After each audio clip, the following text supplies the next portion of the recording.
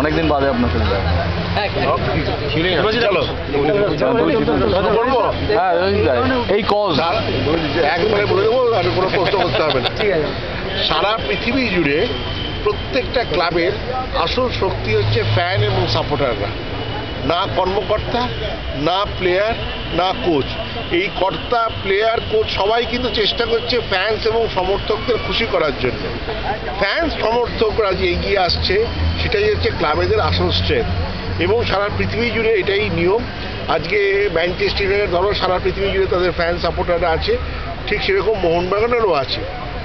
এবং এই যে মোহনবাগানের ফ্যান্সরা এই যে অ্যাসোসিয়েশন করে তারা যেভাবে এগিয়ে আসছে ক্লাবের কাজে, সেটা সত্যি মানে অভিনন্দনযোগ্য। এবং আমি ক্লাবের তরফ থেকে তাদের কাছে মানে সত্যি কৃতজ্ঞ যে তারা যেভাবে এগিয়ে এলো এবং এই মালিদের পাশে দাঁড়ালো। এটা খুবই একটা ভালো উদ্যোগ, তবে এটা থেমে থাকলে চলবে না। আমি ওদেরকে বলবো আরও ভালোভাবে আরও অন্য কাজের সঙ্গে ওরা জড়িত থাকতে, এবং আমাদের সামনে যে 2011 যে 1911 যে 100 বছরের পূর্তি আসছে, তাতে সবচেয়ে বেশি দরকার সবার। আমরা একা কেউ কিছু করতে পারবো না, ওটা একটা বিরাট ব্যাপার হতে চলেছে। তো সেই জন্য সবার অনুপ্রেরণা, সবার মিলিত প্রয়াসে আমার মনে হয় মোহনবাগান ক্লাব আরও এগিয়ে যাবে। Thank you.